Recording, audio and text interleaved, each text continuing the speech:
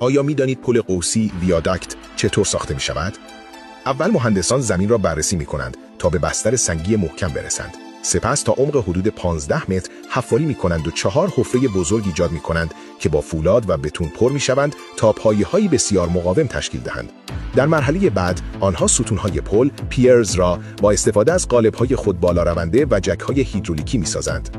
بتون به صورت بخش ریخته می شود و قالب به طور خودکار بالا می رود تا فرایند تا تکمیل ستون ادامه یابد.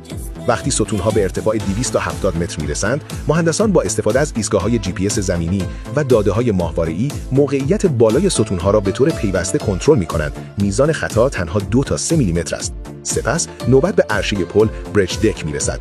مهندسان قطعات فولادی به طول 32 متر را با مکانیزم‌های لغزنده و تکیه‌گاه‌های موقت نصب می‌کنند و عرشه را به آرامی به جلو می‌رانند تا بخش‌های مختلف به هم متصل شوند.